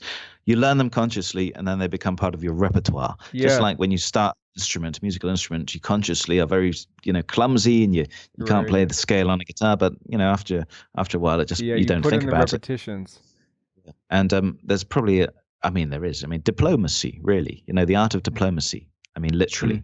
Diplomats. Yeah. They are skilled socializers. Right. I think one of the greatest examples is probably Tony Blair. Even though he's much hated and perhaps not good in that sense, when you see him in action in social environments, he's a master of the art. There aren't many. But just being by recognizing that there is that underlying aspect of power in these situations, I think that's something that's been annoying in the political sort of arena lately, is sort of the social justice warrior folks who come. And I think one of the terms I heard recently about it was virtue signaling, which is I think as I understand, it's just sort of posturing and pretending you're just being very open and friendly and accepting of people, but using that in a way that's manipulative and sort of to go after other people, or to put yourself up on a pedestal, that kind of idea. It's just of course most people doing this won't think that to themselves, but that's how power operates. Absolutely. And most of these people are generally in their 20s as well. When you're in your 20s, you've become an adult, and suddenly there's an instinct again to sort of go out there and posit your power in the world, right? And any see what you can social do. Exactly. So social causes are an easy way to do that, but there are other means as well, like becoming a great computer programmer, maybe, or being good in your field, being respected somehow. But I think that's something control. Just that's been it's kind of underlying, and it's hard to sort of pinpoint why it's annoying to people to see these young people up and I think it's a very good point, and I think the reason it annoys a lot of people is because it's the hypocrisy. I think it's sort of underlying hypocrisy that people can't quite put their finger on. So, although they're virtue signaling or whatever it may be, or putting out moral prescriptions, this ought to stop, or this has to happen, or something like this. What you're really doing is you're telling people how to behave. And people don't like to be told how to behave. No. If I said sit up straight now, Carl, I'd probably slouch a bit more. Exactly. Exactly. You would defy me, you'd get annoyed, right? So when people tell others how to behave, even if it's not you personally, but if I told like a group of people over there how to behave, you're thinking, okay, you're trying to dominate here. But then, of course, people think, yeah, but it's the right thing to do in many cases, don't you? You think, okay, so I shouldn't get annoyed. And then there's that conflict and you think, I'm really annoyed, but I shouldn't be. So why is this? The obvious answer here is that second thought you have, which is, but they're right, is actually shouldn't be there. There is no, again, if you believe in this nihilism, there's no right and wrong. This is just another power structure in the guise of a particular morality of today, If you then say that, well, no, you're not right, then you can get annoyed. But then again, at the same time, to take one step back, you think, well, why should I get annoyed? Because they're just trying to put forward their power, and that's just a natural thing to do. Yeah, you can kind of see it. I can relate to them. Like I've talked before on the podcast, and I think early on with the podcast too, I had more of this. Like, it's been a few years I've been putting these conversations out there, and early on, I think I was fueled by this sort of rage against the machine kind of attitude, and just the hypocrisy and apparent sort of corruption when it came to these drug laws and things was just ate at me so much. Like, I had to do something about it, and it seemed ridiculous where everyone around me, say, I grew up in a very sort of hippie-ish town as well, on Vancouver Island in Canada. Anyway, everyone was smoking marijuana around me. Everyone was using like mushrooms and things, and yet they were all illegal and very taboo. And it was just ridiculous to me that people weren't talking about it. And so I had this sort of that same kind of feeling, I think, that the sort of social justice warrior type folks have. It's just this desire to just push and I don't know. You feel like you're helping, Yeah, well, that's the will to power there manifest. It's just a good example of it. I mean, I was the same. Everyone was the same. Everyone. That's the point. It's part of nature, and you call it the will to development. Then, right? It's your own personal development, or what you think should be the social development. But nonetheless, there is a push, to expand, to sort things out. And, we see that in evolution itself. There's a push, isn't there, to further complexity. Evolution doesn't always lead to complexity, but it seems that there's perhaps a greater force of which we're unaware, which leads to that sort of form of complexity, which is perhaps an aspect of the will to power. I'm transcending Nietzsche there a bit, but this is sort of bringing in, Bergson and Whitehead. That's actually reminds me of something I planned on asking you. I don't think we actually really got into it, but and I forget is it Psychism? That's the word, right? But that's what I'm. Yeah, I mean, this is what I'm doing my PhD on. It's the view that consciousness is associated with humans and higher organisms, but basic sentience, mentality, like something akin to the subconscious instincts, is prevalent not only in the animal kingdom, but also in the plant kingdom, fungal kingdom, and all the way down to molecules, atoms, electrons. Okay, so you do. Okay, I had this conversation with someone recently, and she, her name was Caitlin Thompson, I think, and you can check out my podcast with her if you're listening. But she near the end of the podcast, I just asked her about sort of this idea, and it's something that comes up in a lot in psychedelic conversations and circles. Is this that all is one? That all is one mind. We're all connected, and some people go quite far. They say everything is God. I don't think, from what I understand, you don't go that far with it. But how she put it was that she believed everything was conscious to some extent, and that the more complex the organism or molecule structure, the more conscious that thing was. Yeah, that's pretty much my view. That's generally the pan-psychological view, yeah. Right. And we can measure that complexity with something called integrated information theory, which is actually part of neuroscience more than philosophy now. But I suppose panpsychism is an ancient doctrine going back to Heraclitus, Thales, the ancient Greeks, becoming very prevalent in the Renaissance. It was coined by a Renaissance thinker called Patrizzi. Bruno believed in it. That's partly why he was burned at the stake by the Roman Inquisition. And then great thinkers like Leibniz and Spinoza and Whitehead and Schopenhauer, they're all panpsychists in different ways. And but then in the 20th century, philosophy went very logical positivist, very empiricist, and became handmade into science. And it thought, well, yeah, essentially. So, generally, very generally speaking, science was the means of acquiring knowledge, and philosophy was just a way of, it was a negative pursuit of getting rid of like religious claims and a lot of nonsense, letting science free. But then nowadays, the 21st century, I think that's changed, and there's a lot of critics of the scientific method. I mean, not science, which is a method, but scientism. That science can deliver all knowledge, and this circles back to the first thing we said about the brain, the correlates of consciousness. But part of that is that I mean, for a number of decades, and still today, but especially in the 20th century, a lot of thinkers didn't even believe in consciousness. They thought, well, this is just an illusion. It went that far because it can't be explained by physicality. And that's sort of like a non-free will sort of thing. It's a non-color kind of thing, essentially. There was very common was this view called logical behaviorism, which said that, although we think that the word happiness, for example, refers to a state of being, a mental state, actually what it really refers to is smiling and laughing and jumping, and that's it. Like, it refers essentially only to behavior. That's funny. People, and you think that's totally nuts, but people actually believed it because it then made sense of the physicalist worldview, which was so successful in technology and medicine and weapons and so on. Right. So it sort of it is a faith position. It explains a lot, and what it can't explain, it says is not real. It's a typical religious thing. Yeah. And with panpsychism, so it was. Then people said, actually, no, behaviorism doesn't make sense. It led to all these crazy paradoxes and was just completely nuts anyway. You'll still find a few people who believe it. But so then it was, the theory of emergentism became prevalent, and identity theory first, really, which is the brain is the mind. But that didn't make sense because things like multiple realization. So if you say, for example, hunger is a particular pattern of activity in the human brain, then that means you would deny hunger to an octopus, which hasn't got a human brain. So you have to say that hunger can't be identical to the human brain, it has to be something else.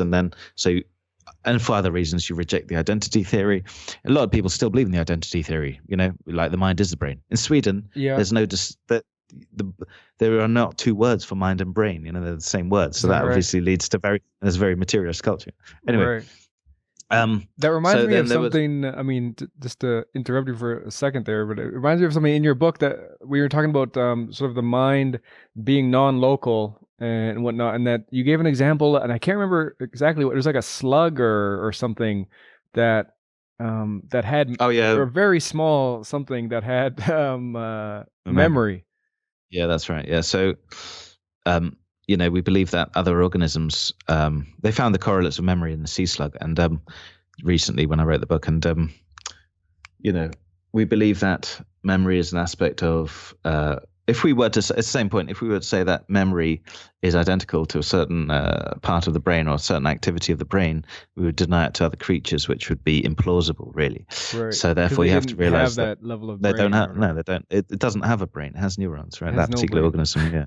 Plants don't have brains, but they have other mechanisms by which they transmit information. So there's an experiment, for example, on the shy plant. It's called mimosa. Do you know that plant? You touch it and it closes its leaves immediately. Yeah. There's a few things like that. Yeah. So there was an experiment on it a few years ago where they had a drop of water, touch it every 20, 30 seconds or so regularly, and when it hit the plant, it closed, of course, and it did that for a while, but after a while just ignored the water because it somehow remembered it, and it realized it wasn't a threat. And I say that sort of metaphorically. It didn't actually think to itself, okay, this is not a threat, this must be just benign. Conditioned. But nonetheless, there was some mechanism of memory, of storage there, right? And of course in computers we have memory without consciousness. Right. But we don't understand memory. I mean, there's a lot of issues there. But coming back to panpsychism quickly, so emergentism then emerged, and sort of since the 1970s really, it's been a big thing. A lot of problems with that, like mental causation. Can't account for mental causation, as the great philosopher of mind Jae-Gwon Kim, an American Korean philosopher, emphasized very well. He's still alive, I should say. didn't make sense. And there's a few other theories as well. But generally, the view today is emergentism, that the mind emerges from the brain. Mm-hmm. That's what most people on the street believe. That's what most scientists probably believe. Yeah. And that's informs their hypotheses and their experiments. But there's no, I mean, it gets very detailed, but basically, we've got no reason, no right to believe that brains must be necessary for sentience. Why do we believe it? We believe it because if you take drugs, your mind changes. If you have brain damage, your mind changes. Yeah. And so on. So we believe there's a dependence relation there. But that doesn't mean that other entities don't have sentience. We can't say because that's related, therefore nothing else is. And then we also have the historical problem that William James brings out, which is that if mentality emerged from physicality as we know it today, there was then this moment in history I call the Big Pang of consciousness as opposed to Big Bang. There was suddenly no sentience at all. In other words, no emotion or feeling or no perspective upon the universe. No intentionality, nothing. And then suddenly at one moment, pang, there was suddenly a whole new property in the universe, right? Sentience. And the question of how that emerged from things moving, physical things moving in, let's say, a basic organism, is just completely unknown. It's not a law of nature. It's not a science. It's not even therefore it's not a scientific concept that the mind emerged from the brain or from matter. There are no known laws of nature, which are known as transordinal nomology. There are no known laws of nature which explain that, but nonetheless, it's a general scientific assumption. But when you actually then question that assumption, you realize, well, isn't it not more parsimonious than to believe that actually it didn't emerge like that? It was always there, but like matter, it evolved in terms of complexity. Built up.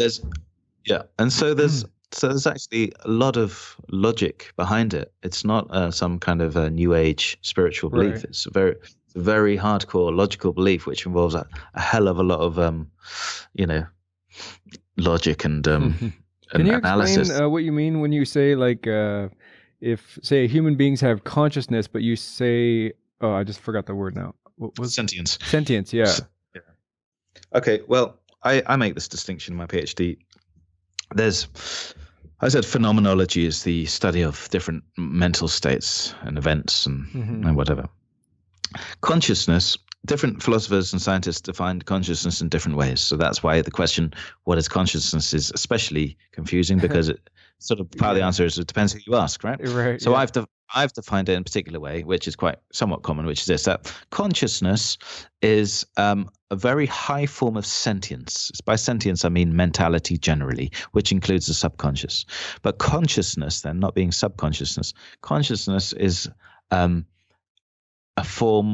complex form of sentience, which only the higher organisms are privy to, like humans, perhaps apes, other apes, dolphins, complex, dogs, cats.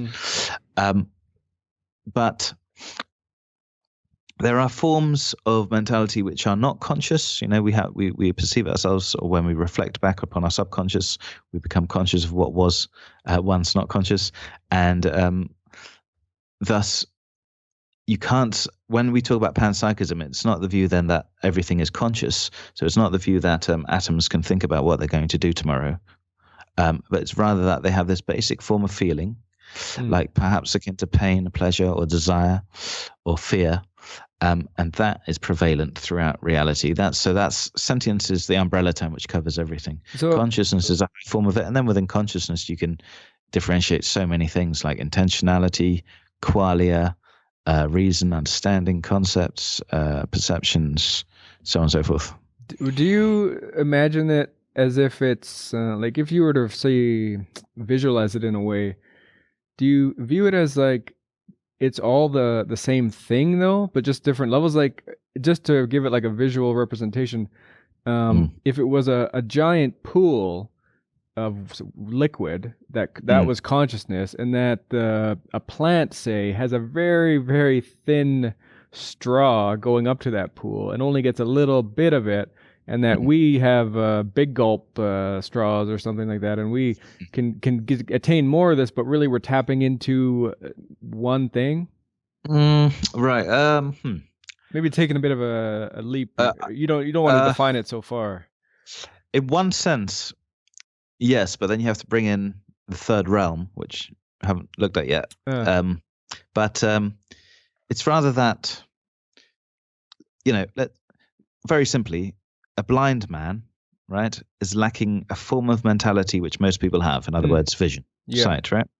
And so a blind and deaf man has even less mentality. And if you negate all these different aspects of mentality, you'll get to sort of a fundamental point where if you negate that, then you're left with nothing, right? So I'm saying that in reality, there is no nothingness of mentality. There's always that very fundamental level. But with regard to your pool analogy, from Plato again, then there are three realms of reality. So Kant's got the two, phenomena, noumena, but let's add a third, really from Pythagoras before Plato apparently. But it's the world of forms or universals, or also known as essences or eternal objects. Oh yeah. And this is something then people like Plato then, but also Whitehead, Bertrand Russell, Santayana, Kurt Gödel, Roger Penrose, a lot of I'm just saying these names because it's not some crazy theory out there. Right? A lot of well-respected scientists, mathematicians, logicians, philosophers believe it. Frege, another one. In fact, Frege used the term, the third realm. It's this. Okay, so there's physicality, there's mentality, which we distinguish. For example, we don't say that emotions have spatial measurements. Right. Per se, we can say that their correlates do, but in their essence, they do not. So there's physicality, mentality, which ultimately are abstractions anyway, but that's another issue. And then thirdly, Popper causes world three. Part of world three is this. There are universals, third realm, or eternal objects, and so on. And they're neither physical nor mental, but they must subsist. This is the word that Russell uses. So let me give you an example. Let's take. I'll give you an example from Karl Popper. He said Frege had this theory about the foundations of logic, but there was a flaw in it, and a very fundamental flaw in the theory. And that fundamental flaw there existed for years. Frege was not aware of it, was not conscious of it, and no one else was either. Bertrand Russell became aware of it and wrote a letter to Frege, and so it destroyed Frege's whole system, which he was ostensibly thankful for, but I don't think he really was that happy.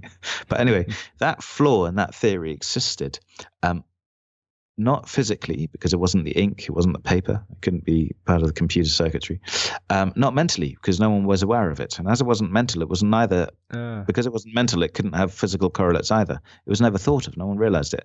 But nonetheless, it was out there. And thus, there's a form of existence. We say the flaw existed, whether or not anyone was aware of it. So there's another type of reality, another form of existence, which is neither physical nor mental, but exists in a sort of atemporal, aspatial realm, which is known as the third realm. Another example would be like mathematical theorems, like the Pythagoras theorem, right? So a lot of mathematicians don't believe that we invent these truths of mathematics, but rather we discover them. Right, that they're already out there. Yeah, they're already out there, but not in the physical or mental world. Not yet. But when we become aware of them, when we perceive them, they then, when we're thinking about them, become part of mentality, and they can become part of physicality if we write about it or talk about it. But whether or not we are conscious of them, they're out there. So that, in a way, perhaps is somewhat akin to your pool. So there's this whole infinity of possibilities of truths, even mathematical truths, logical truths like modus ponens, modus tollens, and so on, and even really colors. Like Bertrand Russell talks about whiteness. He says, what is whiteness? It's not, it's not only in the object, let's say a cloud, because if you zoom into the cloud, something Berkeley wrote about, You won't find whiteness anyway. You see the molecules, whatever. Right. It's not. It's we can say, okay, it's in the mind then, but then of course it's part and parcel of the object as well. The cloud, it's partly in the mind, but then he says, well, but does whiteness then exist as my brain activity? Well, you can't say it's identical to that brain activity, because if you said that, you could never see the same color twice, because that brain activity is temporal, only exists once. So within the same person, you'd have, different instances of the same thing. This is the point. It's the same thing, the whiteness, and different people likewise, and different creatures can all, well, many of them can see whiteness or redness or whatever color it may be. So it's something apart from each instantiation of it. So therefore, even colors are, for certain thinkers like Whitehead and Russell, a universal. They exist out there before we are capable of perceiving it. It's like these eternal concepts that are just. It's interesting. Yep. It's like another one is pi, or the golden ratio, the Fibonacci sequence. These are things we discover. I mean, there's a lot of that's a controversial topic, obviously, and there's in the Middle Ages there was massive debates about it. Like the realists believed in this realm, and then the nominalists didn't. They thought it was just conceptual, and so on. And it's a very tricky thing. And I'm not claiming absolute. I'm not claiming I absolutely think this is the case, but it does actually does make a lot of sense. And when you realize that physicality can't be right, as I said with Hempel's dilemma, for example, and evolutionary reasons, and so on. And when you realize that that can't be right, and you realize that we don't really understand the relationship between mentality and physicality, then it sort of opens up your mind to the possibility of another form of existence that is eternal or atemporal, the third realm. So I'm open-minded about it. It reminds me of there's a theory. This is like pretty silly. Like this is kind of out there. But I think it's like 4 a.m. and my mind's just going here. But it's like well done, by the way. I'm hanging in there. You're staying up. But so I've heard this theory. I forget who even told me about this, but I've thought about it a lot. It's funny. It's like this idea that, say, you've probably heard of this idea that it's probably an old philosophical idea. I don't even know where it comes from, but that the world is like an illusion. Like the world is an illusion. That's like a Plato thing, but like it's like, say it's a hologram. Say we're living in like a hologram, or almost like a video game type of thing, but that it works that when someone explores a new area, they are actually inventing that area. That and even with these ideas, so that say. Can I just pause there? Go ahead. Yeah. Someone's on the door. Sorry about that. Hold on. So an example I just thought of was that, say the person who discovered the double helix DNA sequence. Yeah, correct, wasn't it? Say the theory I was trying to get to and express is that maybe, because that you could maybe use that might be a similar example to something like pi, or one of the examples you gave, that the concept that's out there already existing, that this double helix. But so this idea was that actually isn't the case until that person discovers it, and then that discovery makes it true. But if someone else had discovered it's kind of doesn't work, but say it was like going into a forest and no one's been in that forest before. The person who walks into that forest actually creates what's in there. If they're the first person to be there. Does that make any sense? I think so. I mean, it reminds me of the old philosophical question as to whether a tree makes a noise if there's no one there to listen to. Yeah, exactly. I mean, it really depends on your ontology, but that was like the best counter argument I could think of to what you were talking about in the third realm, or whatever, which I don't think it's a very good counter. Oh, right. Well, a physical thing like the DNA structure is a particular thing, and it's not really something that is timeless, and it's not really what universals refer to. However, you could make a case for it being a universal, in other words, a discovery that was inevitable.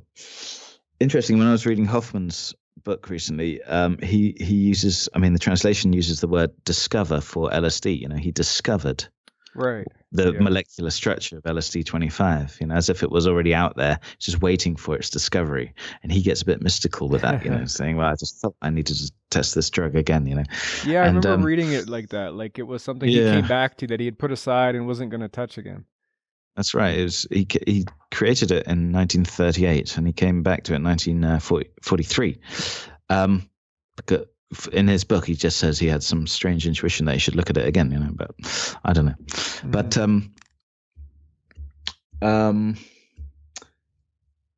it only becomes a truth when you become cognizant of it. Well, yeah, you can make the claim, but if you think about, okay, in certain cases, like, the truth of the colors perhaps of a forest only become realized when you walk into it, and then your eyes sort of meld with the leaves and whatever. But however, with mathematical truths, and most Platonists are more mathematical logical, that's a hard one to maintain, because it seems like, let's take a Pythagorean theorem.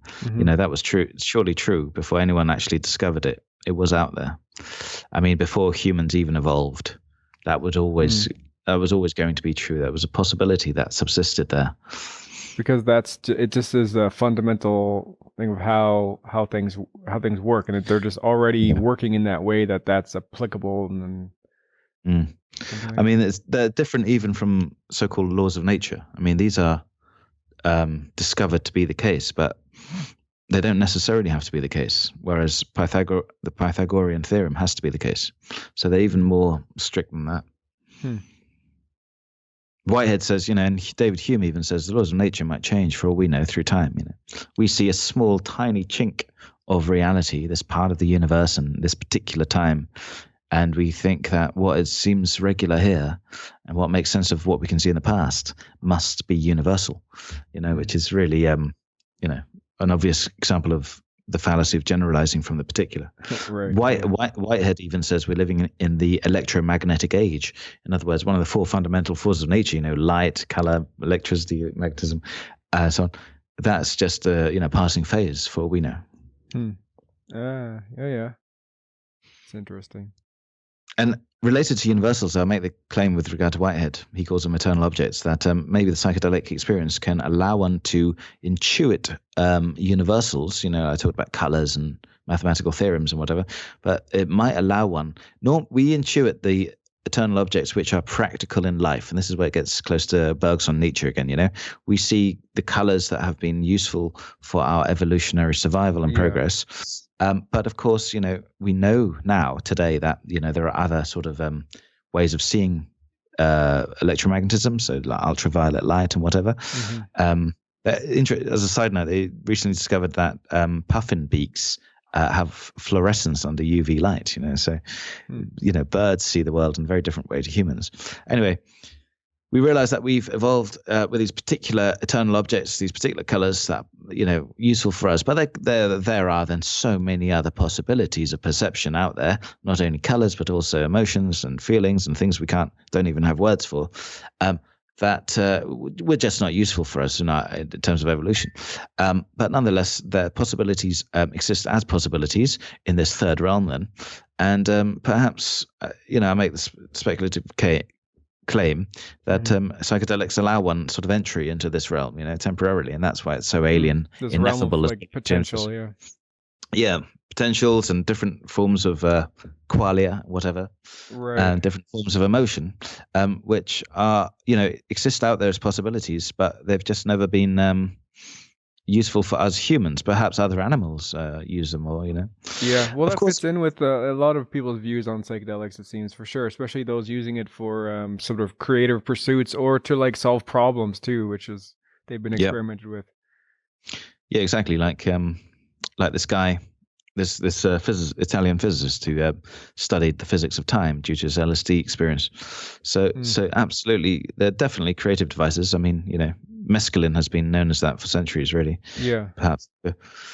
So they're generally good. They're not even a horror trip, like I said, could be good for the person. They're not physiologically damaging. Most of them, just about all of them, have low toxicity. So there's very little reason. Well, it's not quite true. I mean, there is reason to regulate them, I think, and tell people, don't take this whilst driving. Obviously, Yeah, for sure.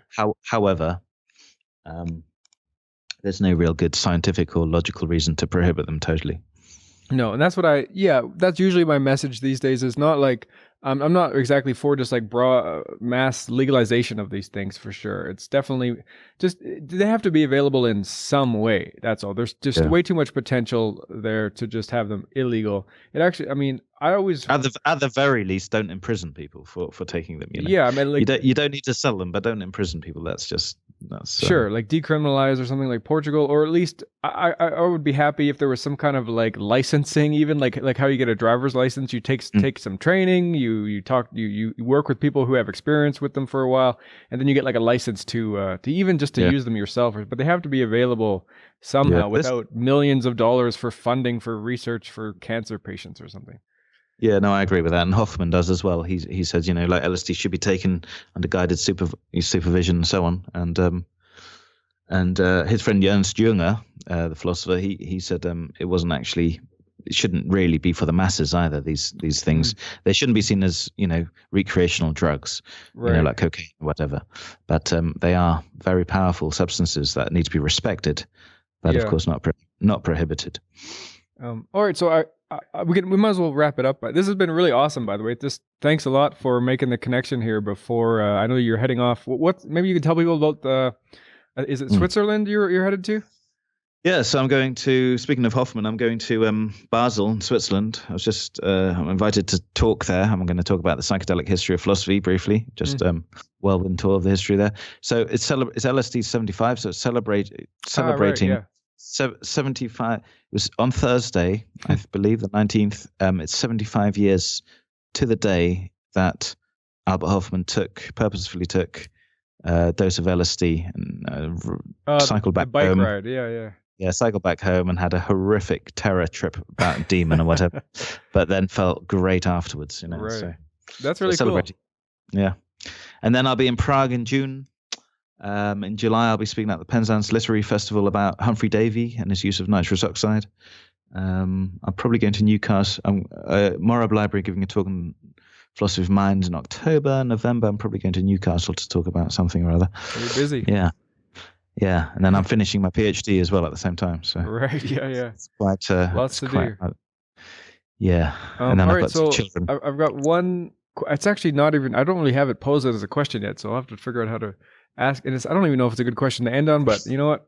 That's what we're gonna do. Something I was thinking about really when reading your book and thinking about power. Going back to this whole thing we've already discussed is this idea that people are driven at their core by this desire to increase their influence and power over their environment.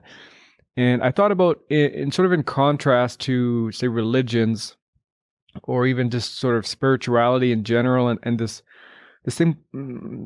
things people get into. And I was wondering if maybe we do have that drive, and it is there. There is this drive for power, but that the goal, and this probably goes into like a morality sort of value structure thing, but maybe what's best is to overcome that and to sort of make that sacrifice. And I guess that goes into like Christianity and Jesus and whatnot. But so I'm trying to think of how to pose this as a question here, but like this idea that you can sort of get to a point where you overcome that drive and it becomes more about, say, service to others or sacrificing your own power. And something a lot of spiritual people talk to me about is that power is an illusion. A lot of people put it like that. Well, I say that. I mean, Schopenhauer said that one can overcome the will through art and aesthetics. Psychedelics would be a way of that. Interesting as well, psychedelics seem to get rid of the will. You sort of lose your desire for a lot of things, and you can't even move your body at certain times. But okay,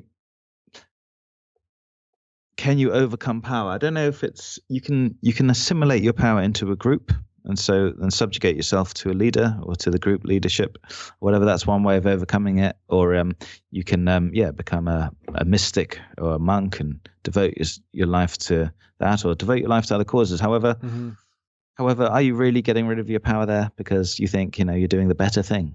And by doing that, you're sort of overpowering what you think is an old power within you. Like again, for Nietzsche, the human consists of a multitude of wills to power.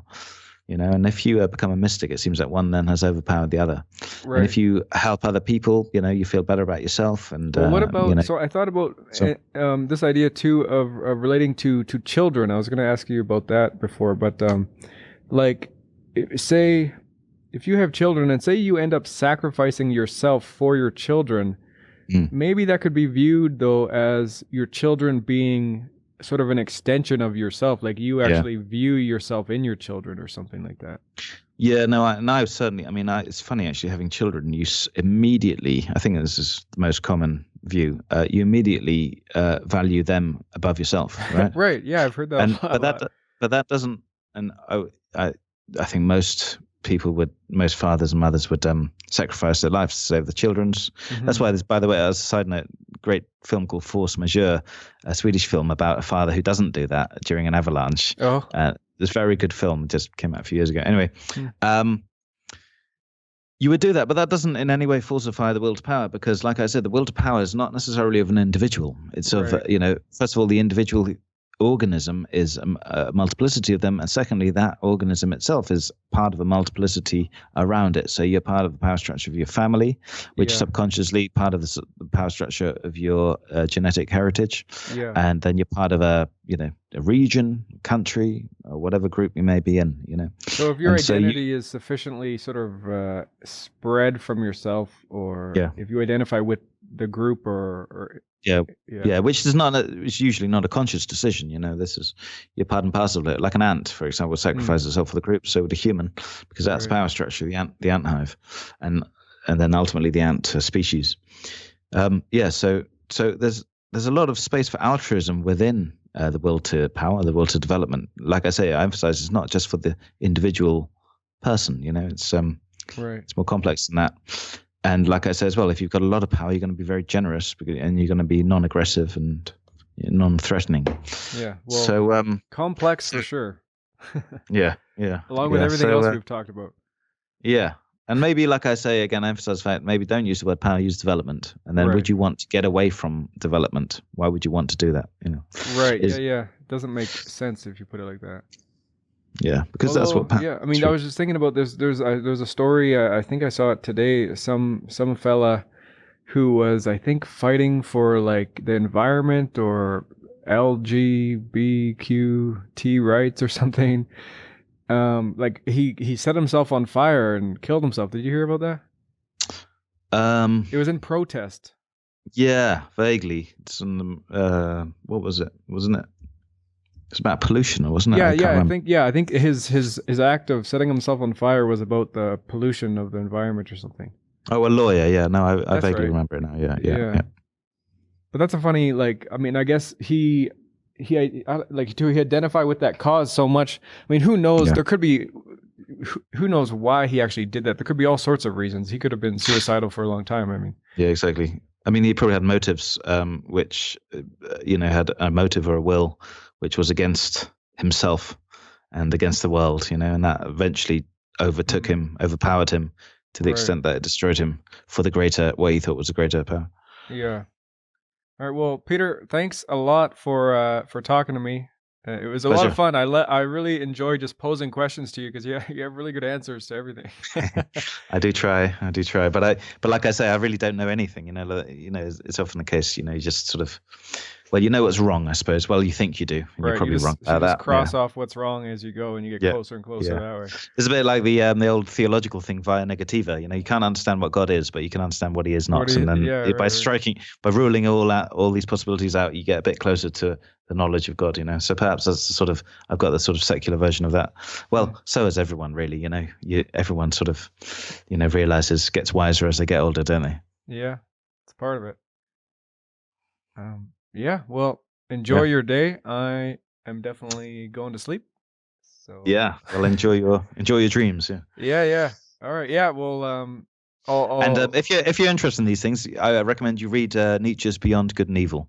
Yeah, that's a good one to really get into quickly. Yeah, I would like to, and I think Jordan Peterson recommends reading that one as well. He talks about Nietzsche a lot himself, so that one and the sequel, The Genealogy of Morality, that's probably better. But the Beyond Good and Evil is a good starter if you haven't read it already. For anyone else, check out Pneumatics. Definitely a great read, very dense read. I really enjoyed it. For anyone into the psychedelic topics we discussed here, this is a really great book. I really did enjoy it. I'm glad you guys sent it to me.